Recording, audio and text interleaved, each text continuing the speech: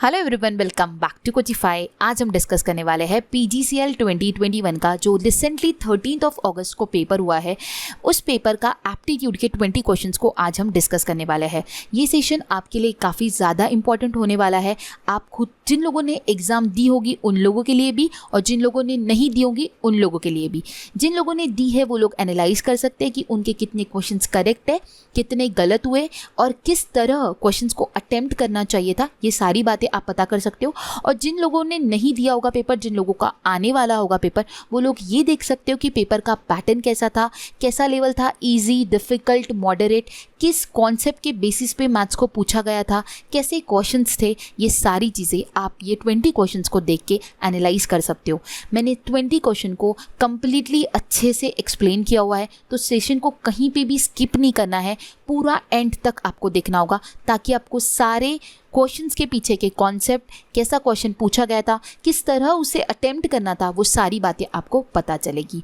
तो स्टार्ट करते हैं सेशन को। स्टार्ट करने से पहले आप लोगों को ये कहना चाहती हूँ कि जिन भी लोगों का आने वाला पेपर होगा और उन लोगों ने नॉन टेक के सेशन जो मैंने डाले हुए हैं कोचिफाई के एप्लीकेशन पे नहीं देखे होंगे, तो वो जाकर देख सकते हैं। इसका लिंक मैं डिस्क्रिप्शन बॉक्स में आप लोगों को दे दूँगी। स्पेशली आप लोगों को ये रिकमेंड करना चाहती हूँ कि ये जो प्रीवियस ईयर में जो पेपर पूछा गया था उसके एप्टीट्यूड के क्वेश्चंस काफ़ी ज़्यादा अच्छे पूछे गए थे। उसमें काफ़ी ज़्यादा डिफरेंट कॉन्सेप्ट्स है। अगर आपने नहीं देखा होगा एप्टीट्यूड वाला सेशन, वो ज़रूर जाकर देखिए। एंड इसके अलावा जो बाकी भी सेशंस है वो भी आप देख सकते हो, तो आपको डिस्क्रिप्शन बॉक्स में इसका भी लिंक मिल जाएगा।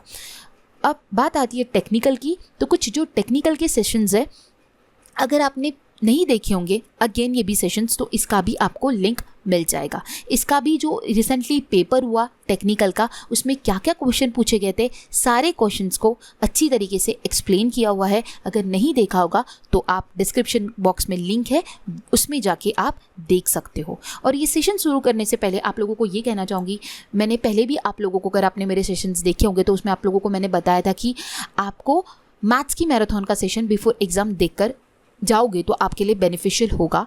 अगेन मैंने जो क्वेश्चंस 20 के 20 क्वेश्चंस को देखे, तो मुझे ऐसा लगा कि अगर जिन भी लोगों के मैथ्स वीक होगा या फिर जिन लोगों को मैथ्स नहीं जमता होगा, वो लोग अगर वो सेशन को देखते तो कहीं ना कहीं वहाँ पे उन लोगों का मैथ्स स्ट्रॉन्ग भी होता है, और वहाँ पे उन लोगों को काफ़ी सारे नए कॉन्सेप्ट भी पता चलते हैं, और उसी के बेसिस पे ये जो 20 क्वेश्चन है वो पूछे गए थे। ठीक है, तो आप लोगों को मैं ये रिकमेंड करना चाहूँगी और बार बार बोलूँगी कि आप एग्ज़ाम से पहले ज़रूर वो सेशन देखकर जाए।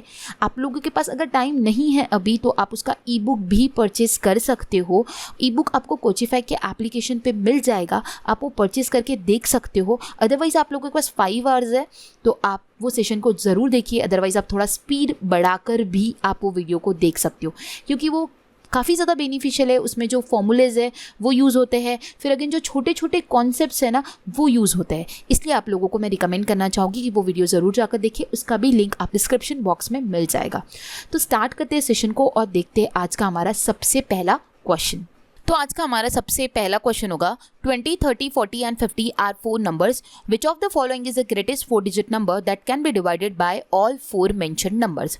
हमें ये बताना है कि यहाँ पे 20, 30, 40, 50 ये 4 नंबर्स दिए हुए हैं, और हमें ये फाइंड आउट करना है कि इनमें से कौन सा सबसे बड़ा 4 डिजिट ग्रेटेस्ट नंबर है जो कि इन चारों नंबर से डिवाइड होता हो। तो अभी हमें जो नंबर्स गिवन है वो है 20, 30, 40 एंड 50। अगर इसे हम 2, 3, 4 एंड 5 कंसिडर करते हैं और ऑप्शन में से जो है वो 0, 0 सबके एलिमिनेट कर देते हैं, तो इसको हम इस तरीके से सॉल्व करेंगे तो हमारा आंसर जो है वो बहुत इजीली आ जाएगा। ठीक है, अब यहाँ पे ये जो क्वेश्चन है ये सिर्फ और सिर्फ डिविजिबिलिटी रूल पे ये क्वेश्चन है। जिन लोगों को डिविजिबिलिटी रूल पता होगा वो इस क्वेश्चन का आंसर बहुत इजीली कर लेंगे। आप लोगों का ऑप्शन सी और ऑप्शन डी इजीली एलिमिनेट होता है। क्यों? क्योंकि वो 5 से डिवाइड नहीं हो सकते। 5 का जो डिविजिबिलिटी रूल ये है कि जिसके यूनिट प्लेस पे 0 और 5 है वो 5 से डिवाइड होता है, और 966 और 996 के भी जो यूनिट डिजिट बनता है वो 6 बन रहा है।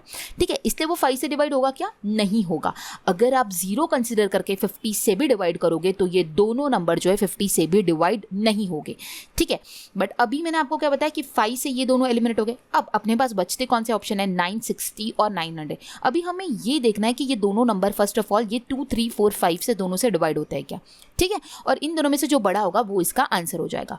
तो सबसे पहले स्टार्ट करते हैं 960 से। ठीक है, 960 सी 2 का डिविजिबिलिटी रूल क्या होता है, जिसके यूनिट प्लेस पे 0, 2, 4, 6 या फिर 8 होता है वो होता है डिविजिबल बाय 2। तो यहाँ पे 0 है, that means it is divisible by 2।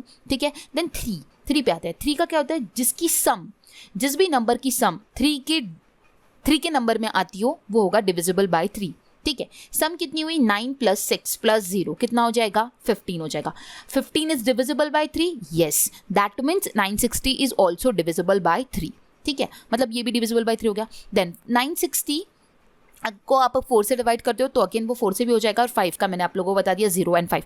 That means 960 जो है ये ऐसा नंबर बन गया है कि जो चारों नंबर से डिवाइड होता है। अब हम देखते हैं 900 हो रहा है क्या। ठीक है, 900, वैसे तो 960 इसका आंसर आ जाएगा, क्योंकि वही ग्रेटेस्ट है। हम लोगों को 900 को देखने की भी ज़रूरत नहीं है, क्योंकि अगर 900 आता भी है 2, 3, 4, 5 से, अगर वो डिविजिबल होता भी है तो आउट ऑफ हमें कौन सा लेना है, ग्रेटेस्ट लेना है। तो ग्रेटेस्ट कौन सा है, 9600। इसलिए इस क्वेश्चन का सही आंसर क्या हो जाएगा, ऑप्शन ए इस क्वेश्चन का सही आंसर हो जाएगा।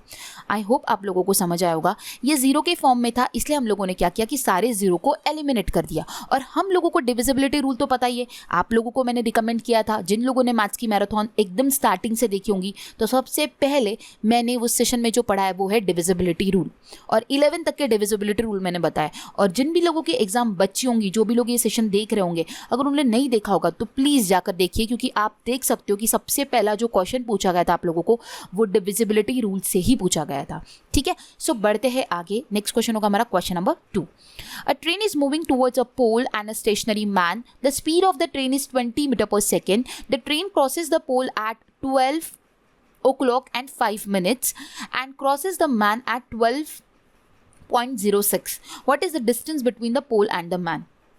अब यहाँ पे क्या बोला गया हमें, बहुत ही सिंपल सा क्वेश्चन है।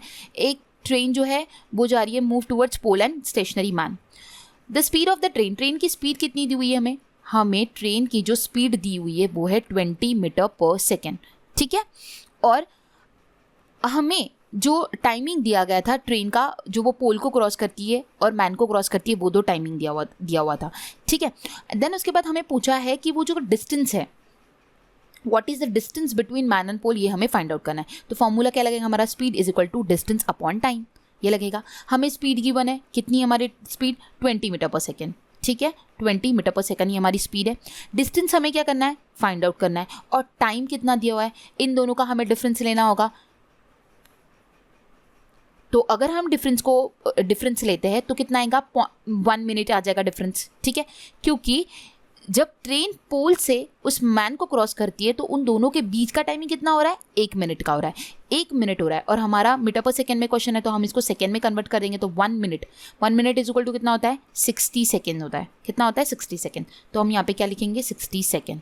ठीक है, तो हमारा डिस्टेंस कितना हो जाएगा, 60 × 20। डिस्टेंस कितना हो जाएगा हमारा, 1200 मीटर। ठीक है, डिस्टेंस जो है वो हमारा मीटर हो जाएगा, 1200 मीटर। देन हमें जो क्वेश्चन में पूछा है वो किलोमीटर में पूछा हुआ है। ठीक है, तो हम इसको किलोमीटर में अगर कन्वर्ट करते हैं तो आंसर क्या हो जाएगा, 1.2 किलोमीटर। ऑप्शन सी जो है इसका करेक्ट आंसर हो जाएगा। ठीक है, समझ आया, बहुत ही सिंपल सा क्वेश्चन था। बढ़ते हैं आगे। नेक्स्ट क्वेश्चन है question number 3। A car can cover 80 kilometre in 10 litre of petrol. What amount of distance will the car cover in 15 litre of petrol. ये तो बहुत ही सिंपल सा क्वेश्चन था। क्या बोला गया, एक कार 80 किलोमीटर जाती है 10 लीटर के पेट्रोल में, तो 15 लीटर के पेट्रोल में वो कितना जाएगी। 10 के लिए अगर 80 तो 15 के लिए कितना, क्रॉस मल्टीप्लाई 80 × 15 डिवाइडेड बाई 10। 10 8 ज़ा 80, 15 8 ज़ा 120। आंसर हो जाएगा ऑप्शन ए। ठीक है, बहुत ही सिंपल क्वेश्चन था। 120 किलोमीटर जाएगी वो 15 लीटर्स ऑफ पेट्रोल में। नेक्स्ट क्वेश्चन होगा question number 4। A scheme promises to double your money in 12 years under a certain rate of interest compounded annually. If the same rate of interest is guaranteed under the simple interest on deposit of rupees 10,000 for 12 years, how much interest do you stand to earn at the end of 12 years? ये थोड़ा अच्छा question था। तो ये question में क्या बोला गया है कि एक स्कीम है जो प्रॉमिस करती है पैसे डबल करने का 12 साल में कंपाउंडेड एनुअली। ठीक है, ये एक स्कीम के बारे में बात किया है, बस जस्ट एक स्कीम के बारे में बात किया है। आगे क्वेश्चन में ये बोला गया है कि इफ़ वही स्कीम में जितना रेट ऑफ इंटरेस्ट से उसने दिया होगा, अगर हम वही सेम लेते हैं अंडर सिंपल इंटरेस्ट और उसमें 10,000 रुपये हम डिपॉजिट करते हैं 12 साल के लिए, तो हमें कितना सिंपल इंटरेस्ट मिलेगा आफ्टर 12 ईयर्स। ठीक है, ये क्वेश्चन में पूछा जा रहा है। अब इस क्वेश्चन के लिए आपको एक स्पेशल फॉर्मूला था, formula for the rule of 72, इसे बोला जाता है रूल ऑफ 72 का फॉर्मूला, जो कि होता है year to double is equals to 72 divided by R%। ये इम्पॉर्टेंट फॉर्मूला है। जब भी डबल की बात की जाती है तब ये फॉर्मूला यूज़ किया जाता है। Year to double is equal to 72 upon R%। ठीक है, अब ये फॉर्मूला हमने जो यूज़ किया है, ये फॉर्मूला हमने इसलिए यूज़ किया क्योंकि मैंने आप लोगों को बताया कि जब भी कंपाउंडिंग में डबल की बात की जाती है तो ये फॉर्मूला हम यूज़ करते हैं। आप इसे याद करके रख सकते हो। ठीक है, हमें बोला गया था कि 12 साल में ऐसी स्कीम आई है कि जो 12 साल में पैसे को डबल करेगी, और उसके लिए फॉर्मूला था year to double is equal to 72 upon R%। अब हमने ये फॉर्मूला लिख लिया। हमें रेट ऑफ इंटरेस्ट पता करना है, क्योंकि सिंपल इंटरेस्ट में सेम रेट ऑफ इंटरेस्ट से हमें पता करना है कि कितना 12 साल बाद कितना सिंपल इंटरेस्ट हमें मिलेगा। तो year to double is equal to 72 upon R% में हम हमारी वैल्यूज़ को पुटअप करेंगे। अब हमें R% निकालना है, तो R% इज इक्वल टू कितना हो जाएगा 72 अपॉन कितने साल में डबल कर रही है वो 12 साल में, तो 72 अपॉन 12 आ जाएगा। समझ आया, R को इधर ले लिया तो ईयर टू डबल 72 के से डिवाइड हो जाएगा। कितने साल में डबल हो रहा है वो 12 साल में डिवाइड हो रहा है। That means rate of interest कितना ले रहा है 6%, मतलब वो 6% से जो पैसा है वो डबल हो रहा है। अब हमें रेट ऑफ इंटरेस्ट पता चल गया तो हमारा आंसर आ जाएगा सिंपल, क्योंकि हमें प्रिंसिपल पता है, हमें रेट ऑफ इंटरेस्ट पता है, हमें टाइम 12 ईयर पता है, तो सिंपल इंटरेस्ट निकल जाएगा। बिकॉज सिंपल इंटरेस्ट का फॉर्मूला क्या होता है, SI is equal to PRT upon 100। ठीक है, तो 10,000 into 6 into 12 upon 100, SI is equal to PRT upon 100 क्या हमने, प्रिंसिपल कितना था 10,000, रेट ऑफ इंटरेस्ट कितना था 6 था, टाइम कितना है 12 divided by 100, 0 0 will get cancel, 6 12 सा कितना होता है 72, 0 0 ऐड कर देंगे, 7200 जो है वो सिंपल इंटरेस्ट मिलेगा आफ्टर 12 ईयर्स। ऑप्शन सी जो है इसका करेक्ट आंसर हो जाएगा। ये थोड़ा सा ट्रिकी क्वेश्चन था, थोड़ा अच्छा क्वेश्चन था। जिन भी लोगों ने किया होगा बहुत अच्छी बात है। अगर आपको नहीं पता तो ये कॉन्सेप्ट आपको माइंड में रखना होगा कि जब भी कंपाउंड डेट में डबल की बात की जाती है तो आप ये फॉर्मूले से आप एक तो कितना अगर आपको रेट ऑफ इंटरेस्ट गिवन होगा तो आप पता कर सकते हो कि कितना ईयर्स में वो डबल होगा। अगर आपके पास ईयर अवेलेबल है तो आप रेट ऑफ इंटरेस्ट भी निकाल सकते हो ये फॉर्मूले से। ठीक है, यहाँ पे हमें निकालना था रेट ऑफ इंटरेस्ट, क्योंकि वही सेम रेट ऑफ इंटरेस्ट से हमने जो सिंपल इंटरेस्ट में अमाउंट डिपॉजिट की थी वो 10,000 थी, तो हमें रेट ऑफ इंटरेस्ट पता चल गया तो हमने हमारा सिंपल इंटरेस्ट निकाल लिया। ठीक है, सो ऑप्शन सी इसका करेक्ट आंसर हो जाएगा। बढ़ते हैं आगे, नेक्स्ट क्वेश्चन होगा question number 5। The total number of cars among the three given companies is 10,000. Maruti comprises 30% of it, Toyota has 40% of it, and the rest is constituted by Honda. What is the absolute difference between the number of Honda sedan cars and Toyota SUV cars? बहुत ही simple सा question है, कुछ भी difficult नहीं है। इसमें बोला गया है कि कंपनी है, 10,000 कार जो है वो 3 कंपनीज में डिस्ट्रीब्यूटेड है। मारुति के पास है 30%, मतलब कि कितना हो जाएगी 3,000। ठीक है, टोयोटा के पास कितनी है 40%, तो कितनी हो जाएगी 4,000, और रेस्ट जो है वो होंडा के पास है। दैट मीन्स कितनी हो जाएगी, अगर 3,000 मारुति की हो गई, 4,000 टोयोटा की होगी, 4 और 3 7,000, 10 में से 7 गए, बचे कितने 3,000 हो जाएगी होंडा की। ये समझ आया। अब हमें निकालना है difference between the number of Honda sedan cars. हम लोगों के पास ये जो चार्ट है वो गिवन है। होंडा सेडान का कितना परसेंटेज है 30% है, तो 30% किसका लेंगे हम 3,000 का। 3,000 का 30% कितना हो जाएगा 900, माइनस क्या आएगा टोयोटा SUV कार्स। टोयोटा का SUV कितना है 40%, 4,000 का 40% कितना हो जाएगा 1,600 हो जाएगा। ठीक है, 1,600 माइनस 900 कितना हो जाएगा 700, तो आंसर क्या हो जाएगा ऑप्शन सी 700। सिंपल क्वेश्चन था, इसमें कुछ भी डिफिकल्ट नहीं था। 10,000 कार्स थी जिसको 3 कंपनीज में डिवाइड किया गया था, और वो 3 कंपनीज में किस तरह डिवाइड किया था उन लोगों ने अमाउंट हमें दी थी, मारुति का, टोयोटा का, और जो रेस्ट था वो होंडा का। हमें डिफरेंस निकालना था होंडा से टोयोटा का, सिंपल था, और उसका कितना परसेंटेज है वो हमें वो चार्ट में गिवन था। तो अकॉर्डिंगली हमने परसेंटेज के अकॉर्डिंगली हमने वैल्यूज़ को निकाला एंड हमने जो difference in Honda sedan and Toyota SUV का जो आंसर है हमारा वो आया ऑप्शन सी 700। ठीक है, बढ़ते हैं आगे। नेक्स्ट क्वेश्चन होगा question number 6। x is equals to 0.464646 and so on. निम्नलिखित में से किसे x से गुना करने पर पूर्णांक प्राप्त होगा। मतलब क्या बोला है, इस 0.4646 को हम किससे मल्टीप्लाई करेंगे कि हमें इंटीजर, एक कंप्लीट इंटीजर मिलेगा। ठीक है, ये हमें बताना है। तो हम स्टार्ट करते हैं अगर 99 से। ये थोड़ा सा जो क्वेश्चन है, इस टाइप के क्वेश्चन को आपको स्किप करना होगा। ठीक है, और जब आपके पास टाइम मिलता है तो आपको इस टाइप के क्वेश्चंस को सॉल्व करना होगा। ठीक है, 0.4646 को अगर आप 99 से मल्टीप्लाई करते हो तो आपको एक कंप्लीट इंटीजर मिलता है। ठीक है, आप मल्टीप्लाई करके देख लीजिए। और आपको जब भी ऐसे कुछ क्वेश्चंस मिलते हैं तो आप ऑप्शन वाइज जाओगे तो आपको इजीली आंसर मिल जाएगा। ठीक है, आपको 10,000 और 100 तो 1000 एंड 100 तो एलिमिनेट हो जाएगा, बिकॉज 0 मतलब इससे क्या होगा, पॉइंट शिफ्ट होगा।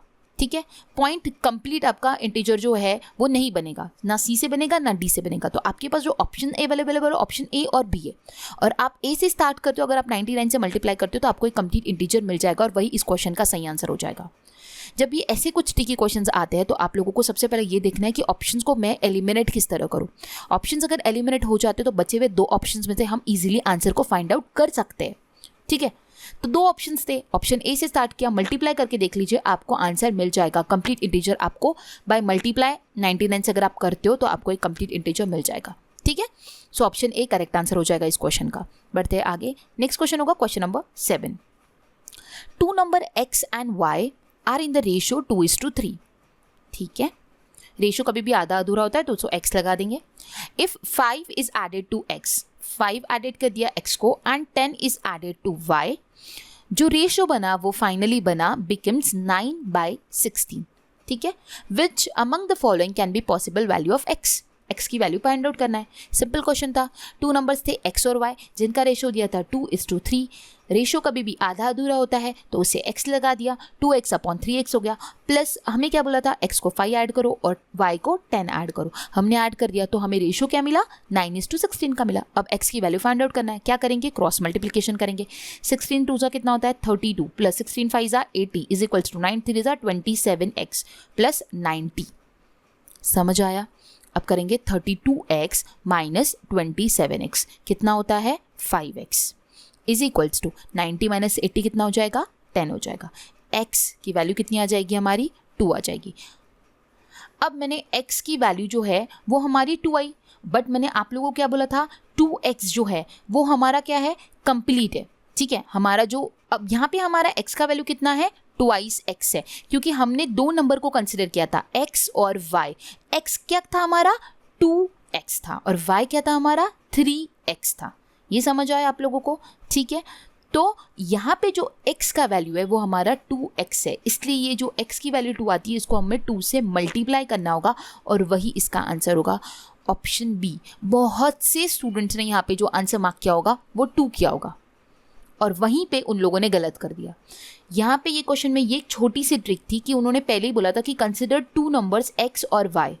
ठीक है, 2:3 हमने x को क्या कंसिडर किया था 2x और y को क्या कंसिडर किया था हमने 3x। समझ आया। बट हमें वैल्यू किसकी पूछी थी x की पूछी थी, तो x की वैल्यू क्या थी हमारी 2x थी, तो हमने 2 से 2 को मल्टीप्लाई किया तो हमें आंसर क्या मिला 4। समझ आया। बढ़ते हैं आगे। ऑप्शन बी जो था इस क्वेश्चन का सही आंसर था।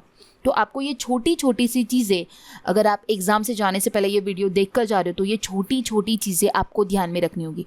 क्वेश्चन बहुत इजी होता है, उसमें एक छोटी सी ट्रिक डाल दी रहती है, बस वो ट्रिक को आपको पता करना होता है कि वो ट्रिक क्या है। अगर आपको वो पता चल गई तो डेफिनेटली आप जितने भी क्वेश्चन करके आओगे वो सारे डेफिनेटली करेक्ट होंगे। ठीक है, बढ़ते हैं आगे। नेक्स्ट क्वेश्चन होगा क्वेश्चन नंबर 8। क्या बोला जा रहा है यहाँ पे 0.05 इंटू 0.009 के बाद 0 है तो वो कुछ मायने नहीं रखता है, तो इसका हमें क्या बोला है वैल्यू पता करना है। तो इसका वैल्यू क्या हो जाएगा, इसका वैल्यू हो जाएगा यहाँ पे क्या है 5/, इसे हम 5/100 लिख सकते हैं, इंटू इसे क्या लिख सकते हैं 9/1000। समझ आए। 9 5 कितना होता है 45, डिवाइडेड बाय क्या हो जाएगा यहाँ पे 50 आ जाएगा, तो वही हो जाएगा 45 इंटू 10⁻⁻5। समझ आया। आप डायरेक्टली भी इस क्वेश्चन का आंसर कर सकते हो, जिन लोगों को आता है 9 5 क्या हो गया 45 हो गया। 9 5 कितना हो गया 45 हो गया। अब कितने जीरोज है 1 2 3 4 एंड 5, तो कितना आ जाएगा 10⁻⁻5 डेसिमल में, इसलिए आंसर -5 में आएगा। समझ आया, क्योंकि वो डिनोमिनेटर में चल जाता है, जैसे मैंने कन्वर्ट करके दिखाया 5/100 हो जाएगा। ठीक है, अगर डेसिमल से हम इसको फ्रैक्शन में कन्वर्ट करते हैं तो 5/100 हो जाएगा, इंटू 9/1000 हो जाएगा। 9 5 क्या होता है 45 होता है। नीचे का मल्टीप्लिकेशन करेंगे 1000 × 100 तो कितना आ जाएगा हमारा, वो आ जाएगा हमारा 1 लाख, जिसमें होते हैं 5 0। अगर मैं यही 1 लाख को ऊपर कन्वर्ट करती हूँ, अगर मैं उसे इंडेक्स फॉर्म में लिखती हूँ तो मुझे क्या लिखना होगा 10⁻⁻5। ठीक है, ये फॉर्मूला पता होगा 1/a⁻m = a⁻−m। जब वो ऊपर जाता है तो ये m का पावर क्या हो जाता है माइनस हो जाता है, वही यहाँ पे अप्लाई हुआ। समझ आया, तो ऑप्शन ए इसका करेक्ट आंसर हो जाएगा। ठीक है, बढ़ते हैं आगे। नेक्स्ट क्वेश्चन है क्वेश्चन नंबर 9। सिंपल सा क्वेश्चन है, an organisation pay ₹50 for regular work hours and 80 per hour for overtime. If an employ is known to have work 30 regular hours and 10 overtime hours, what is his total income. क्या बोला गया है, एक organisation है जो 50 रुपये देती है रेगुलर काम के लिए, ठीक है, और 80 रुपये देती है ओवर टाइम के लिए। एक एम्प्लॉय ने अगर 30 घंटे रेगुलर काम किया, मतलब 50 × 30 रुपये लेगा, ठीक है, और 10 घंटे ओवर टाइम किया, मतलब 80 × 10 लेगा, तो उसका टोटल इनकम पता करना है। 5 3 कितना हो जाएगा 15 1500, और यहाँ पे हो जाएगा 800, 1500 और 800 2300। ऑप्शन डी इसका करेक्ट आंसर हो जाएगा। सिंपल क्वेश्चन था। ठीक है, बढ़ते हैं आगे। नेक्स्ट क्वेश्चन है question number 10। If Aman can finish 1/5 of the work in a day, मतलब एक दिन में अमन जो है वो 1/5 वर्क को कंप्लीट करता है। क्या बोला जा रहा है, what part of the whole work will he complete in 3 days। तो 3 दिन में वो कितना काम करेगा। अगर वो 1/5 ऑफ द वर्क एक दिन में करता है तो वो टोटल वर्क जो है, टोटल वर्क कितना टाइम में करेगा 5 दिन में। 1/5 ऑफ द वर्क अगर 1 डे में, तो टोटल वर्क जो है वो कितना दिन में करेगा 5 दिन में करेगा। पूछा क्या है 3 दिन का वर्क पूछा हुआ है, तो 3 दिन में वो कितना काम करेगा 3 वर्क करेगा, बिकॉज इसका 1 डे का कैपेसिटी कितना है 1 डे 1 वर्क। समझ आया, 1/5 ऑफ द वर्क वो 1 डे में करता है, तो पूरा कंप्लीट 5 वर्क वो 5 दिन में करेगा। हमें क्या पूछा जा रहा है कि वो 3 दिन में कितना काम करेगा, 3 दिन में वो 3 वर्क करेगा। आउट ऑफ 5 वो 3 दिन में 3 वर्क करेगा, जो कि होगा इक्वल टू 60%, 3/5। ऑप्शन डी इसका करेक्ट आंसर हो जाएगा। समझ आया, 1/5 of the work in 1 day, तो टोटल वर्क कितना हो जाएगा 5 वर्क वो करेगा 5 दिन में। हमें क्वेश्चन में ये पूछा गया है कि 3 दिन में वो कितना काम करेगा। 3 दिन में वो 3 काम करेगा, क्योंकि उसका सिंगल डे का कैपेसिटी क्या है 1 डे 1 वर्क। 3 days में वो 3 वर्क करेगा। आउट ऑफ 5 वो 3 वर्क कर रहा है, दैट मीन्स कितना परसेंट वर्क कर रहा है वो 60%। ठीक है, 60% ऑफ द वर्क वो 3 days में कंप्लीट करेगा। ऑप्शन डी जो है वो करेक्ट आंसर हो जाएगा। Next question, question number 11। Again simple question है, x² - 3x + 2 = 0। इसका क्या करना है हमें, what is the sum of the root of this equation. इसको बोला जाता है क्वाड्रेटिक इक्वेशन। अब ये क्वाड्रेटिक इक्वेशन को किस तरह सॉल्व करते हैं, जिन भी लोगों ने मैथ्स की मैराथन देखा होगा वो डेफिनेटली, अगर उनको सपोज क्वाड्रेटिक इक्वेशन सॉल्व करना नहीं आता होगा और उन्होंने यहाँ से देख के सीखा होगा, तो उन्होंने इसका आंसर डेफिनेटली मारा होगा। ठीक है, बहुत ही सिंपल है। क्वाड्रेटिक इक्वेशन कैसे निकालना होता है, यहाँ पे कोएफिशिएंट के आगे कुछ भी नहीं है, तो हम 2 के डिविजिबल निकालेंगे। 2 का डिविजिबल क्या आएगा 2 1 2। ठीक है, 2 1 2। अब आपको ये ध्यान में रखना है, लेकिन सम क्या होनी चाहिए माइनस होनी चाहिए, तो हम यहाँ पे क्या लगाएंगे -2 -1। ठीक है, उसकी जो मल्टीप्लिकेशन 2 1 2, मतलब मल्टीप्लिकेशन हमें क्या होना चाहिए, मल्टीप्लिकेशन 2 आना चाहिए, लेकिन उसका जो सम आना चाहिए वो क्या आना चाहिए -3 आना चाहिए। इसलिए हमें यहाँ पे क्या करना, ऐड करना होगा, माइनस ऐड करना होगा। समझ आया, मतलब कि क्या हो जाएगा -2 × -1 कितना हो गया 2 हो गया, लेकिन -2 + -1 करूंगी तो आंसर कितना हो जाएगा -3। मतलब हमारी दोनों कंडीशन फुलफिल होती है। इसके बाद मैंने ये उसमें बताया था कि इसके बाद आप लोगों को क्या करना है, साइन चेंज। -2 है तो 2 हो जाएगा, -1 है तो +1 हो जाएगा। तो इसके जो फैक्टर्स आए वो कितने आए 2 और 1 है, इन दोनों का सम पूछा है, 2 + 1 = 3। ऑप्शन ए इसका करेक्ट आंसर हो जाएगा। समझ आया, ये सिंपल क्वेश्चन है। अगर आप लोगों को ये क्वाड्रेटिक इक्वेशन को मैंने जिस तरह एक्सप्लेन किया अगर नहीं समझ आया होगा और आप लोगों को जानना होगा, तो आप मैथ्स की मैराथन में अगर जाते हो क्वाड्रेटिक इक्वेशन जाकर देखिए, आपको डेफिनेटली समझ में आ जाएगा कि क्वाड्रेटिक इक्वेशन को किस तरह सॉल्व करते हैं, कैसे फैक्टर्स निकालते हैं, किस तरह उससे सॉल्व किया जाता है। ठीक है, कुछ नहीं करना होता है। जब भी कोएफिशिएंट 1 है इसलिए हमने सिर्फ 2 के फैक्टर्स निकाले। 2 के हमें ऐसे फैक्टर निकालना है कि मल्टीप्लिकेशन 2 आनी चाहिए, लेकिन जो सम है वो -3 आनी चाहिए। तो क्या हो जाएगा, -2 -1 उसके फैक्टर्स हो जाएंगे। उसके बाद क्या करना होता है, साइन चेंज करना होता है। तो क्या हो जाएगा, 2 और 1 हो जाएगा, यही इसके फैक्टर हो जाएंगे 2 और 1। इन दोनों का सम करना है। यहाँ पे क्या बचा, what is the sum of the root of this equation, जो रूट निकले 2 और 1 इन दोनों का सम करना है। तो 2 + 1 = 3। ठीक है, तो ऑप्शन ए इसका करेक्ट आंसर हो जाएगा। नेक्स्ट क्वेश्चन है question number 12। The average monthly salary of Shailesh is ₹75,000 for 12 months from January to December. If salary that he receives in January and February is removed, the average salary falls by 15,000. What is the average of the salaries received in January and February? क्या बोला जा रहा है कि शैलेश जो है उसका average monthly salary दिया हुआ है 75,000। ठीक है, उसमें से उन्होंने ऐसा बोला है जनवरी से लेकर दिसंबर तक का। अब उन्होंने ऐसा बोला कि जनवरी और फरवरी का अगर सैलरी को रिमूव कर देते हैं तो एवरेज सैलरी जो है 75,000 जो है वो 15,000 से कम हो जाएगा। ठीक है, दैट मीन्स कितना हो जाएगा, 60,000 हो जाएगा। तो हमें ये बताना है कि what is the average salary of received in जनवरी और फरवरी। तो एवरेज सैलरी कितना दिया गया उन लोगों को जनवरी और फरवरी का। सिंपल क्वेश्चन है। सबसे पहले क्या करेंगे, 75,000 इंटू अगर 12 करते तो हमें टोटल सैलरी पता चल जाएगा 12 महीने का। 75,000 12 करते कितना आ जाएगा, 9 लाख। ठीक है, ये कर दिया। अब क्या बोला गया है नेक्स्ट, जनवरी और फरवरी का अगर एवरेज सैलरी हम माइनस करते हैं, कितना है, 15,000 है। अगर मैं 15,000 माइनस करती हूँ तो कितना हो जाएगा, 60,000 हो जाएगा। अब ये 60,000 कितना सैलरी है, 10 महीने का सैलरी है। 10 महीने का है क्योंकि एवरेज सैलरी मैंने 2 महीने का माइनस कर दिया। 10 महीने का सैलरी कितना हो जाएगा, 6 लाख। समझ आया। अब 9 में से अगर 6 लाख में माइनस करती हूँ तो 2 महीने का सैलरी मुझे मिल जाएगा जो कि रहेगा 3 लाख। ठीक है, अब मुझे क्या पूछा है, लेकिन एवरेज पूछा है तो मुझे इससे डिवाइड करना होगा, डिवाइडेड बाय 2। तो कितना आ जाएगा, 1.5 लाख रुपीस जो है उनका जनवरी और फरवरी का एवरेज सैलरी है। तो ऑप्शन बी इसका करेक्ट आंसर हो जाएगा। बढ़ते हैं आगे। नेक्स्ट क्वेश्चन है हमारा question number 13। If sides of the right angle triangle are integers and the length of the hypotenuse is 13, then what is the perimeter of the triangle?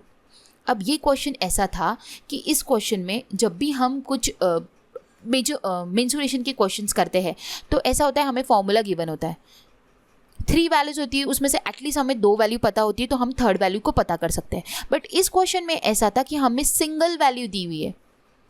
ठीक है, बट फिर भी हमें पेरीमीटर ऑफ ट्रायंगल को पता करना है। दैट मीन्स हमें कहीं ना कहीं यहाँ पे वैल्यूज को अज्यूम करना पड़ेगा। ठीक है, तो इसको मैं बताती हूँ किस तरह सॉल्व करना होगा। तो अगर इन्होंने क्या बोला है कि एक राइट एंगल ट्रायंगल है, ठीक है, ये हुआ राइट एंगल ट्रायंगल, इसकी जो हाइपोटेनस है वो है 13। ठीक है, और हमें बोला जा रहा है कि इसका जो पेरीमीटर है वो हमें क्या करना है, पता करना है। ठीक है, पेरीमीटर ऑफ ट्रायंगल जो है वो पता करना है। तो हम क्या करेंगे, पेरीमीटर ऑफ ट्रायंगल, आप लोगों को ये बात पता होगी, हाइपोटेनस अभी 13 है। ठीक है, अगर अभी मुझे ए और बी का वैल्यू पता करना है, हाइपोटेनस क्या होता है, हाइपोटेनस का स्क्वायर इज इक्वल टू ए का स्क्वायर प्लस बी का स्क्वायर। ये फॉर्मूला आप लोगों को पता होगा, हाइपोटेनस का स्क्वायर इज इक्वल टू ए का स्क्वायर प्लस बी का स्क्वायर। हाइपोटेनस का स्क्वायर कितना है, 13 का स्क्वायर, जो कि आता है 169। तो हमें अब ऐसी वैल्यूज को कंसिडर करना होगा ए और बी की जिनके स्क्वायर जो है वो फुलफिल करेंगे हाइपोटेनस के स्क्वायर से। तो अगर हम यहाँ पे 12 कंसिडर करते हैं ए का वैल्यू और बी का वैल्यू अगर 5 कंसिडर करते हैं तो 12 का स्क्वायर कितना हो जाएगा आप लोगों का, 144 हो जाएगा, और 5 का स्क्वायर कितना हो जाएगा, 25 हो जाएगा। 144 प्लस 25 कितना आ रहा है, 169, जो वैल्यू फुलफिल कर रही है। आ रहा है हाइपोटेनस का स्क्वायर, ऑटोमेटिक हाइपोटेनस निकल रही है हमारी 13। दैट मीन्स हमने जो कंसिडर किया ए का वैल्यू 12 और बी का वैल्यू 5, ये हमारा करेक्ट आया। ठीक है, अब हम पेरीमीटर को निकाल सकते हैं। पेरीमीटर का फॉर्मूला क्या होता है, सम ऑफ ऑल साइड। क्या होता है, सम ऑफ ऑल साइड। तो 13 + 12 + 5 कितना हो जाएगा, 30। ऑप्शन बी इसका करेक्ट आंसर हो जाएगा। यहाँ पे कुछ नहीं करना था, अगर आप ए को 5 भी कंसिडर करते हो और बी को 12 भी कंसिडर करते तो भी चलता, because perimeter is equal to क्या होता है, सम ऑफ ऑल साइड होता है। ठीक है, तो आप इस तरह कर सकते हो। समझ आया? तो आपको यहाँ पे क्या करना था, हाइपोटेनस गिवन थी, उसको फुलफिल करना था। ए और बी की वैल्यू मतलब कि जो 13 का स्क्वायर होगा वही जो है वो ए का स्क्वायर प्लस बी का स्क्वायर होना चाहिए। तो आप लोगों को 169 है तो उसी के अकॉर्डिंगली आपको जो है वो दो वैल्यूज़ को पता करना था। बस वो 12 और 5 आता है, तो वही ए और बी का वैल्यू अगर निकल जाता है तो पेरीमीटर इजीली निकल जाएगा। Sum of all side, addition किया, आंसर आ गया। ठीक है, बढ़ते आगे। नेक्स्ट क्वेश्चन होगा question number 14। What is the value of Z? Z का वैल्यू निकालना है। यहाँ पे क्या दिया हुआ है, 0.9 to the power 3 minus 0.8 to the power 3 divided by 0.9 to the power 2 plus 0.72 plus 0.8 to the power 2। समझ आया? यहाँ पे दिया हुआ है, ये जो साइन है वो इंडिकेट करता है पावर। ये आपको रीड करना होगा, ठीक है? अदरवाइज आप कोई कुछ अलग कंसिडर ना कर ले, कोई उसे इनटू ना कंसिडर कर ले, ठीक है? तो उसे कंसिडर करना है हमें पावर, इसलिए हम लोगों ने पावर कंसिडर किया। इतना समझ आया? अभी हमें z का वैल्यू जो है वो पता करना है। अगर आप 0.9 का क्यूब निकालते हो तो कितना आएगा, 0.729, ठीक है? माइनस 0.8 का क्यूब कितना हो जाएगा, 0.512। 0.9 का स्क्वायर कितना हो जाएगा, 0.81 प्लस 0.72 प्लस 0.8 का स्क्वायर कितना हो जाएगा, 0.64। इतना समझ आया? अब 0.729 में से 0.512 को माइनस करते हो तो कितना आएगा, 0.217। 9 में से 2 गया 7 बचा, 2 में से 1 गया 1 बचा, 7 में से 5 गया 2 बचा। समझ आया? और इन तीनों का अगर आप एडिशन करते हो, 6 प्लस 4 प्लस 6 प्लस 1 7, देन 1 आ जाएगा, देन 2 आ जाएगा, 2.17 आ जाएगा। समझ आया? अगर आप एडिशन करते हो तो डिनोमिनेटर में क्या आ जाएगा, 2.17 आ जाएगा, ठीक है? देन इसको अगर हम डिवाइड करते हो तो आंसर क्या आ जाएगा हमारा, 0.1। क्या आएगा, 0.1, और वही इस क्वेश्चन का सही आंसर हो जाएगा। ऑप्शन डी जो है वो करेक्ट आंसर हो जाएगा।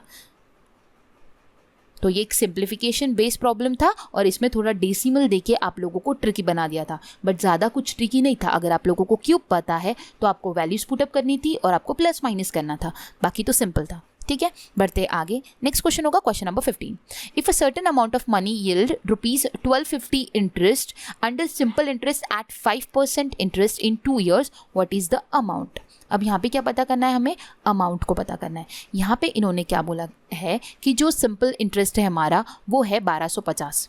ठीक है, ये जो सिंपल इंटरेस्ट है ये कितने साल का है, 2 साल का है। तो 1 साल का कितना हो जाएगा हमारा, 1250 डिवाइडेड बाय 2, तो हो जाएगा 1 साल का 625।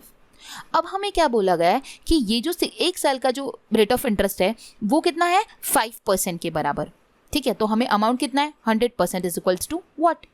क्या बोला था इसमें कि एक सिंपल इंटरेस्ट हमें दिया है 1250, under a simple rate of interest कितना है, 5% है 2 साल के लिए। ठीक है, so what is the amount?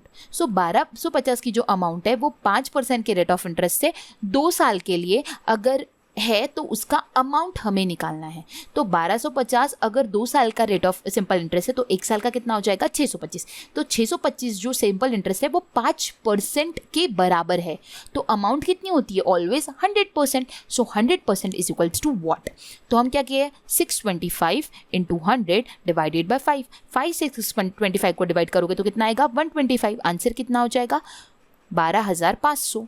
Option B इसका करेक्ट आंसर हो जाएगा। सिंपल था, इसमें हमने 1 साल का निकाल लिया। 1 साल इज इक्वल टू 5% और 100% is equals to what? Next question होगा question number 16। By how much is 4/8 less than 8/9? बहुत ही सिंपल। लेस जब भी ये वर्ड आता है तभी आपको एक बात ध्यान में रखनी होगी कि ऑलवेज जो सेकेंड, जैसे ये ए है सपोज और ये बी है, तो उसका माइनस किस तरह करोगे, बी माइनस ए। ये मैंने अगेन मैथ्स की मैराथन में आप लोगों को बताया है।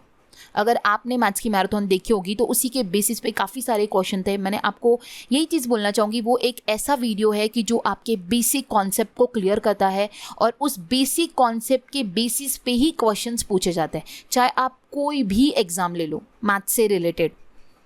तो वो एक बेसिक सेशन है। तो मैं आपको रिकमेंड करना चाहती हूँ कि आप आने वाले जो भी एग्ज़ाम दोगे और जो भी एग्ज़ाम आप लोगों को देना है, तो प्लीज़ वो वीडियो को आप देखिए और पूरा कंप्लीट देखिए। और आप लोगों को उसका अगर ई बुक चाहिए तो आप परचेज़ भी कर सकते हो कोचिफाई के एप्लीकेशन पे जाके। तो आपको वो आपके मोबाइल में जाके आप कंप्लीट, आपको सारे उसमें 22 टॉपिक्स मैंने एक्सप्लेन किए हुए हैं, सारी ट्रिक्स बताई हुई है, सारे फॉर्मूलेज बताए और ये बेसिक चीज़ें बताई हुई मैंने, लेस मोर, किस तरह हमें क्वेश्चन को अटेम्प्ट करना है, वो सारी टेक्निक्स मैंने उसमें बताई हुई है। तो इसलिए मैं बोल रही हूँ बार बार कि अगर वो सेशन अगर आप देखते हो तो आप ये सारी गलतियाँ नहीं करोगे, ठीक है। तो आप लोगों को ये ध्यान में रखना है कि आप 8/9 में से 4/8 को माइनस करोगे। जब भी लेस वर्ड आता है तो आपको उसके बाद वाली टर्म उसके पहले वाले टर्म में से माइनस करनी होती है। आप ऐसा नहीं करोगे, 4/8 माइनस 8/9 नहीं करोगे, ये आपका गलत हो जाएगा। आपको करना होगा उसके बाद वाली टर्म में से पहले वाली टर्म को माइनस, ठीक है। ये समझ आया। अब इसका आप 9 और 8 का एलसीएम भी निकाल सकते हो या फिर आप क्रॉस मल्टीप्लिकेशन भी कर सकते हो। तो हम क्रॉस मल्टीप्लिकेशन करेंगे, बहुत जल्दी आंसर आएगा। 9 8 जा क्या होता है, 72 होता है। 8 8 जा कितना होता है, 64 होता है। माइनस 9 4 जा कितना होता है, 36 होता है। 64 माइनस 36 कितना हो जाएगा, 28/72। अगर हम इसे 4 से डिवाइड करते हैं तो क्या हो जाएगा, 4 7 जा 4 18 जा, तो 7/18 जो है वो इस क्वेश्चन का आंसर आ जाएगा। ऑप्शन बी जो है वो करेक्ट आंसर होगा। बहुत ही सिंपल क्वेश्चन था। ये छोटी छोटी टर्मिनोलॉजी अगर आप जानना चाहते हो तो प्लीज़ आप वो सेशन को जाकर देखिए, आपको ये सारी चीज़ें पता चल जाएगी, ठीक है। नेक्स्ट क्वेश्चन है क्वेश्चन नंबर 17। ये थोड़ा सा ट्रिकी क्वेश्चन है। अगर इस टाइप के क्वेश्चंस अगर आते हैं तो आप लोगों को इधर स्किप करना है अगर आपको टेक्निक नहीं पता है तो, अदरवाइज आप लोगों को ऐसे क्वेश्चन पे अपना टाइम बिल्कुल भी स्पेंड नहीं करना है, ठीक है। मैं आप लोगों को एक्सप्लेन करती हूँ कि इस टाइप के क्वेश्चंस को किस तरह आप लोगों को अटेम्प्ट करना है। तो स्टार्ट करते हैं। सबसे पहले यहाँ पे क्या बोला है, if x is equals to 234 to the power 48। Full concentration से अगर आप ध्यान दोगे तो डेफिनेटली समझ में आएगा, अदरवाइज आप लोगों को नहीं समझ में आएगा। तो आपको कॉन्सेंट्रेशन से देखना होगा इस क्वेश्चन को। यहाँ पे क्या बोला है, x is equals to 234 to the power 48 into 522 to the power 35। What is the unit digit of the means to the power, what is the unit digit of the resulting number, the arrow means to the power। Again यहाँ पे जो हमें sign दिया हुआ है वो power का ही sign है, ये हमें कंसिडर करना है। और उन्होंने बोला है कि हमें इन दोनों को मल्टीप्लाई करने के बाद इनका यूनिट डिजिट जो है वो पता करना है। अब आप बोलोगे ये इतना बड़ा नंबर है, ये पॉसिबल ही नहीं है इसका यूनिट डिजिट पता करना, ये बहुत ही बड़ा मल्टीप्लिकेशन है। बट इसके पीछे एक छोटा सा टेक्निक है जो कि मैं आप लोगों के साथ अभी डिस्कस करती हूँ। तो सबसे पहले अगर हम कंसिडर करते हैं 234 टू दी पावर 48, तो आप लोगों को जब भी ऐसे क्वेश्चंस आएंगे तो आपको ये ध्यान में रखना है कि जो आपको यूनिट डिजिट है उसी को लेना है, 4 टू दी पावर 48, ठीक है, ये हमने लेना है। देन 522 है, 522 टू दी पावर 35, तो यहाँ पे हम क्या लेंगे, 2 टू दी पावर 35। ये समझ आया, इतना ध्यान में रखना है। हम पावर किसका लेंगे, यूनिट डिजिट का ही, वो जो गिवन पावर है वो यूनिट डिजिट को लगा देंगे और उतनी ही वैल्यू को हम कंसिडर करेंगे। अब बात करते हैं 4 टू द पावर 48 के बारे में। मतलब इसका मतलब ये 4 टू द पावर 48 है, इसका जो यूनिट डिजिट है वो क्या आएगा ये हम पता करते हैं, ठीक है। तो इसका यूनिट डिजिट हमको पता करना है, तो हम स्टार्ट करते हैं। अगर हम 4 टू द पावर 1 करते हैं तो क्या आता है, 4 आता है। 4 टू द पावर 2 करते हैं तो कितना आता है, 16 आता है। 4 टू द पावर 3 करते हैं तो कितना आता है, 64 आता है। देन 4 टू द पावर 4 करते हैं तो कितना आता है, 256 आता है। Then again 4 to the power 5 करते हो, 1024 आता है। अब आपको क्या करना है, इनकी सिर्फ और सिर्फ यूनिट डिजिट को ऑब्जर्व करना है। तो सबसे पहले यूनिट डिजिट क्या है हमारी, 4। सेकेंड टाइम क्या है, 6। देन क्या है, 4। देन क्या आई, 6। देन फिर से क्या आई, 4। मतलब यहाँ पे क्या सीक्वेंस फॉलो हो रहा है, 4 6 4 6 4 6 का जो है वो सीक्वेंस फॉलो हो रहा है। दैट मीन्स आपको ये पता करना है कि कहीं ना कहीं जो यूनिट डिजिट होगा पहले वाले नंबर का वो होगा इधर 4 या फिर 6। अब एग्जैक्ट क्या होगा ये हमें पता करना होगा। तो इसके लिए क्या करना होता है कि जो हमें पावर गिवन होता है 48, अगर इसको हम 2 2 से डिवाइड करेंगे क्योंकि सीक्वेंस जो है वो 2 2 के फॉर्म में डिवाइड हो रहा है, ठीक है। तो अगर हम इसको 2 से डिवाइड करते हैं तो आंसर क्या आएगा हमारा, इवन नंबर आएगा। क्या आएगा, इवन नंबर। इवन नंबर मतलब कि कितना आ जाएगा, 24, मतलब इवन नंबर आएगा, ठीक है। इवन नंबर मतलब कि क्या होता है, जैसे कि 1 जिसका पावर 1 है मतलब ऑड नंबर है तो वहाँ पे क्या आ रहा है, 4 आ रहा है। जिसका पावर 3 है अगेन 4 आ रहा है। जिसका पावर 5 है अगेन 4 आ रहा है। मतलब जितके भी पावर ऑड नंबर है 1 3 5 7 9 जो भी रहेंगे तो उनका जो यूनिट डिजिट रहेगा वो 4 रहेगा। और जिनका भी पावर 2 4 6 8 रहेगा उनका जो यूनिट डिजिट रहेगा वो 6 रहेगा। ये आप समझ सकते हो, ये आपको समझ आया। आप यहीं से ऑब्जर्व कर सकते हो कि जिनकी भी पावर 1 3 5 7 है उसका जो यूनिट डिजिट है वो 4 है। आप नहीं भी डिवाइड करते हो तो भी चलेगा, आप ऑब्जर्वेशन यहीं पे कर सकते हो कि जिसका पावर 1 है उसका यूनिट डिजिट ऑलवेज 4 आ रहा है और जिसका पावर 2 है या फिर 4 है उसका यूनिट डिजिट ऑलवेज 6 आ रहा है। दैट मीन्स हमारा क्या है, 48 है तो 8 क्या है, इवन है, तो यूनिट डिजिट क्या आ जाएगा, 6। तो हमें पता चल गया है कि 234 टू द पावर 48 का जो यूनिट डिजिट आएगा वो 6 आएगा। ये समझ आया, कोई भी कंफ्यूजन नहीं रखना है, सिंपल है। मैंने आपको क्या बोला, सबसे पहले हमने 234 लिया, टू दी पावर 48 लिया, उसको हम क्या कंसिडर करेंगे, जो यूनिट डिजिट में होगा उसी का पावर कंसिडर करेंगे, 4 टू द पावर 48। अब हमें ये पता करना है कि पैटर्न क्या होता है। तो पैटर्न पता करने के हमने स्टार्ट किया 4 to the power 1, then 4 to the power 2, 4 to the power 3, 4 to the power 4। अगर आप 4 बार भी अगर ये करते हो तो आपको सीक्वेंस पता चल जाएगा। 4 to 5 टाइम्स करके देखना पड़ेगा। तो हमने 5 बार कर लिया। हमने ये देखा कि हर बार यूनिट डिजिट में 4 6 4 6 4 6 आ रहा है। और 4 कब आता है, जब पावर ऑड होता है, और 6 कब आता है, जब पावर इवन होता है। दैट मीन्स हमारा जो पावर है उसका यूनिट डिजिट क्या है, 8 है, इवन है। तो क्या आ जाएगा, 48 भी कंबाइन क्या है, इवन नंबर है। दैट मीन्स उसका जो यूनिट डिजिट आएगा वो क्या आ जाएगा, 6 आ जाएगा। ये बात थी 234 टू द पावर 48 की। अब आते हैं हम 522 टू द पावर 35। अब इसको किस तरह करेंगे, तो आपको ये एलिमिनेट कर देते हैं। अब करेंगे हम 522 टू द पावर 35। अब हम इससे स्टार्ट करते हैं। तो अब हमें क्या कंसिडर करने बोला मैंने आप लोगों को, 2 टू द पावर 35। तो हम स्टार्ट करते हैं अभी पैटर्न पता करना। अब हम करेंगे 2 to the power 1, 2 to the power 2, 2 to the power 3, 2 to the power 4 and 2 to the power 5। 2 to the power 1 is 2, 2 to the power 2 is 4, 2 to the power 3 is 8, 2 to the power 4 is 16 and 2 to the power 5 is 32। अब सबके unit digit को हम लिखेंगे यहाँ पे। क्या हुआ, 2 आया, फिर 4 आया, फिर 8 आया, फिर 6 आया, फिर 2 आया। दैट मीन्स एक और बार करके देख लीजिए। 2 टू द पावर 6 करोगे तो 64 आता है एंड 2 टू द पावर 7 करोगे तो 128 आता है। क्या हुआ, फिर से 2 4, मतलब हो क्या रहा है यहाँ पे, क्या पैटर्न फॉलो हो रहा है, 2 4 8 6, 2 4 8 6 का पैटर्न यहाँ पे फॉलो हो रहा है। ये समझ आया। अब ये पैटर्न फॉलो होने के बाद आप लोगों को क्या करना है, मतलब कि 4 जो नंबर है वो बार बार रिपीटेटिव आता है। तो हम ये जो हमारा पावर है 35, इसको हम क्या करेंगे, जो हमारा 35 को हम ये 4 से डिवाइड कर देंगे। 35 को हम क्या करेंगे, 4 से डिवाइड कर देंगे। तो आप 35 को 4 से डिवाइड करते हो तो आपको एक मिक्स फ्रैक्शन मिलेगा, 8 3/4। क्या मिलेगा, 8 3/4। ये समझ आया। तो आपको क्या ध्यान में रखना है, इसमें आपको ये ध्यान में रखना है कि जो भी ये मिक्स फ्रैक्शन में जो ये न्यूमरेटर में होता है ना, थर्ड नंबर, वो जो थर्ड नंबर है, मतलब ये जो 2 4 8 6, मतलब कि उनका बोलना, अब में कंसिडर क्या करना है, जो भी हमारा मिक्स फ्रैक्शन में न्यूमरेटर आता है वो जो थर्ड नंबर रहेगा वही उसका यूनिट प्लेस रहेगा। थर्ड नंबर कौन सा है हमारा, 2 4 8, 8 हमारा है थर्ड नंबर। मतलब हमारा जो ये 522 टू द पावर 35 है, इसका यूनिट डिजिट जो आएगा वो हमारा क्या आएगा, 8 आएगा। क्या आएगा हमारा, 8 आएगा। 2 के केस में डिफरेंट था। देखो आप लोगों को फिर से एक बार मैं एक्सप्लेन कर दूँ। 2 का पावर हमने 35 कंसिडर किया सबसे पहले, फिर 2 to the power 1, 2 to the power 2, 2 to the power 3, 2 to the power 4, ये सबका वैल्यूज हमने निकाल दिया। हमने यहाँ पे देखा, यहाँ पे जो सीक्वेंस फॉलो हो रहा था वो था 2486 2486। मैंने आप लोगों को बताया था कि जो पावर आता है उससे आप डिवाइड कर सकते हो। 4 के केस में डिवाइड करने के बाद भी सेम आंसर आ रहा था और आपको मैंने इंडिविजुअली बताया था, इवन ऑड का केस था, ठीक है। बट आप को क्या करना होता है, जो पावर होता है उसको जो सीक्वेंस जितने टर्म से रिपीटेटिव आता है वो टर्म से उससे डिवाइड करना होता है। तो हमने 35 को 4 से डिवाइड कर दिया। 35 को 4 से डिवाइड करोगे, एक मिक्स फ्रैक्शन का आंसर मिलेगा।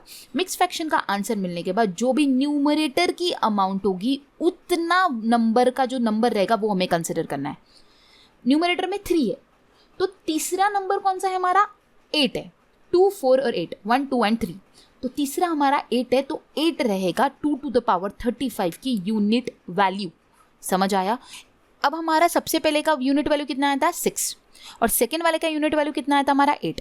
8 6 का कितना है, 48, और 48 की यूनिट वैल्यू कितनी है, 8। दैट मीन्स जब आप 234 to the power 48 into 520 to the power 35 को करते हो, कैलकुलेटर में करके देख लीजिए, तो आपको जो यूनिट वैल्यू मिलेगी वो आपको 8 मिलेगी। ऑप्शन सी जो है इसका करेक्ट आंसर हो जाएगा।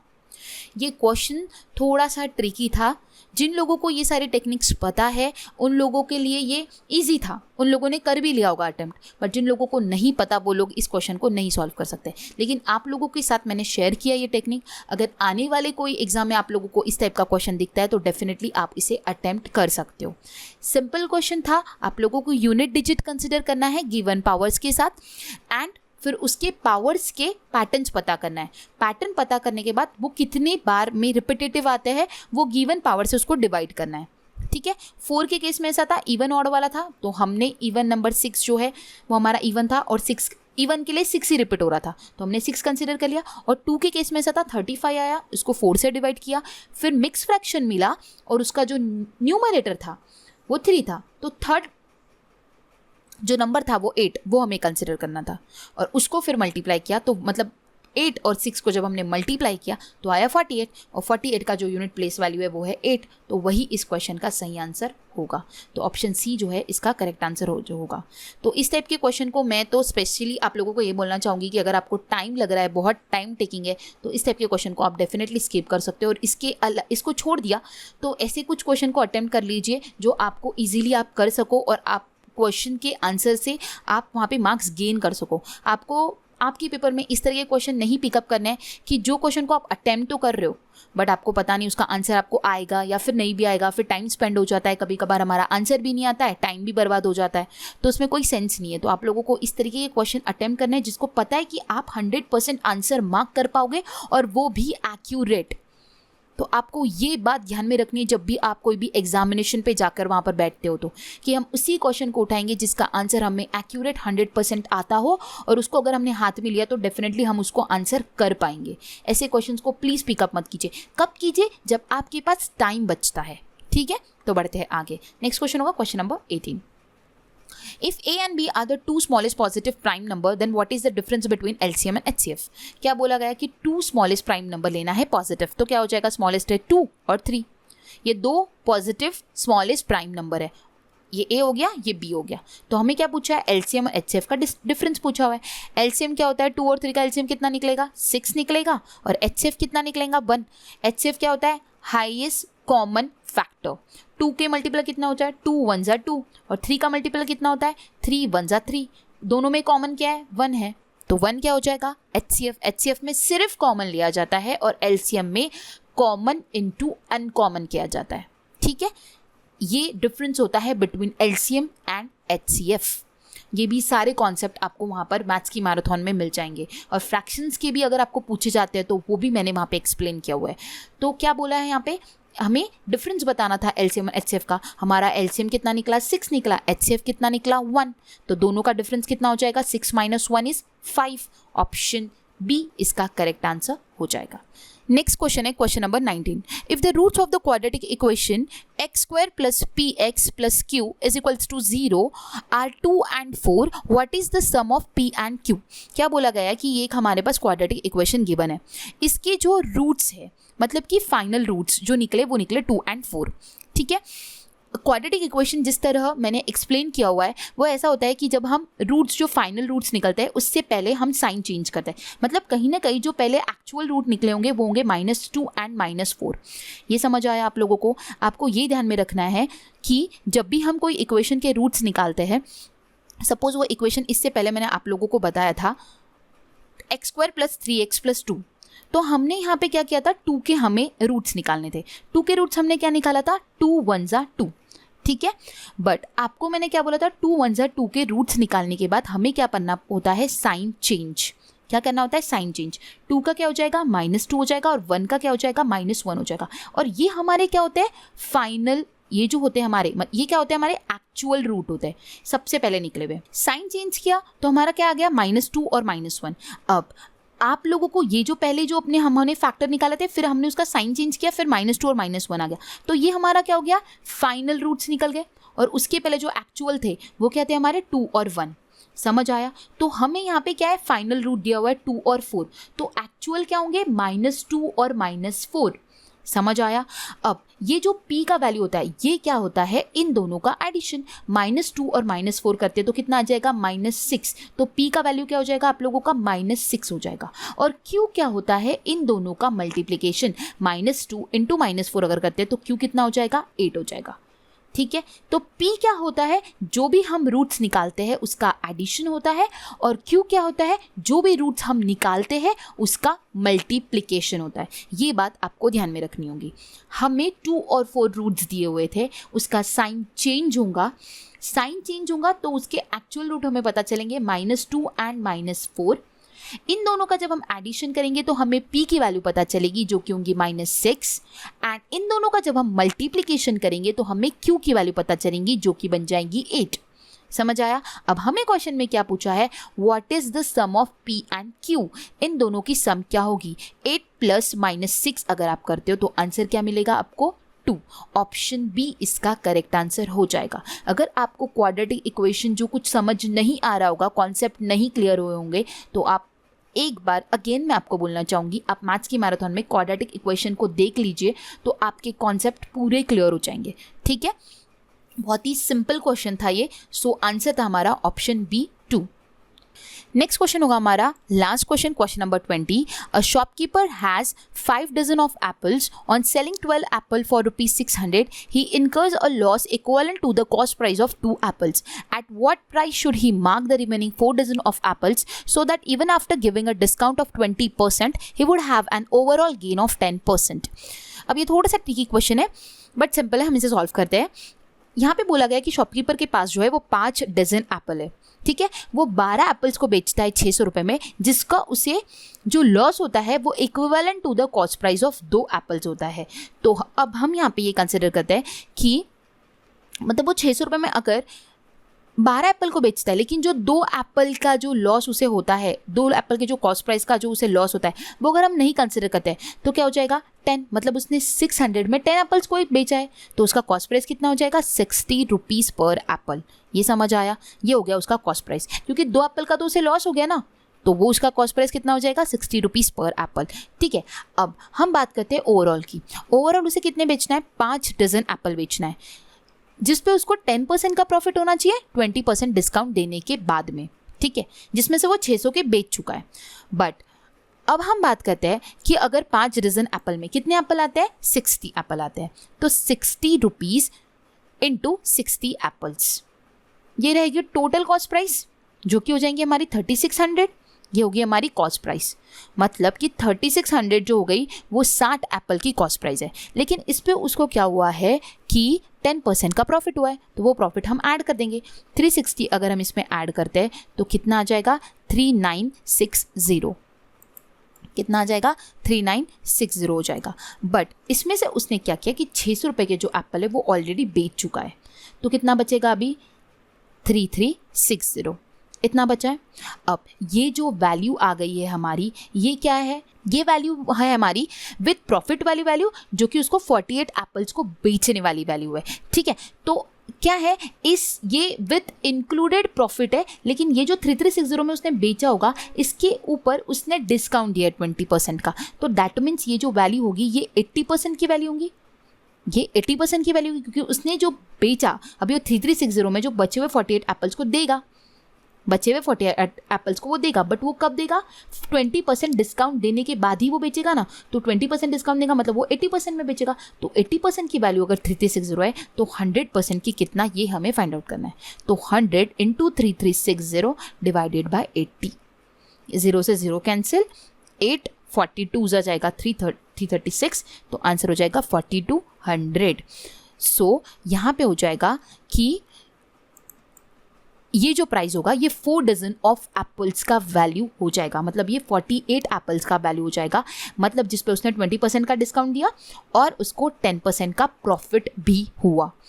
ये समझ आया? हम लोगों ने यहाँ पे प्रॉफिट को ऑलरेडी ऐड किया था। हमने यहाँ पे पूरा कंप्लीट 60 एप्पल्स की बात की जो कि 3600 थी, उसमें से हमने उसमें प्रॉफिट ऐड कर दिया 360 का 10%, 3960 होगा, लेकिन उसमें से 600 के एप्पल्स वो ऑलरेडी बेच चुका था, बचा था 3360 में वो बचे हुए एप्पल जो है वो 4 डजन एप्पल्स को बेचेगा, लेकिन वो 20% डिस्काउंट दे के बेचेगा। तो ये क्या वैल्यू है हमारी? 80% की वैल्यू। तो 100% की वैल्यू कितना? सो 4200 होगी 48 एप्पल्स की total price. So option D जो है इसका करेक्ट आंसर हो जाएगा। यहाँ पे हमने टोटल जो PGCEL में पूछे गए क्वेश्चंस जो है 20 क्वेश्चंस को डिस्कस किया। आई होप आपको ये सारे क्वेश्चंस समझ आए होंगे। जहाँ पे भी आप लोगों को कुछ भी डाउट आया होगा तो आप कमेंट बॉक्स में कमेंट कर सकते हो। अगर आपको आज का सेशन अच्छा लगा होगा तो आपको वीडियो को लाइक करना है, अपने ज़्यादा से ज़्यादा फ्रेंड्स के साथ शेयर करना है एंड चैनल को सब्सक्राइब करना है। So guys, thanks for watching and have a nice day.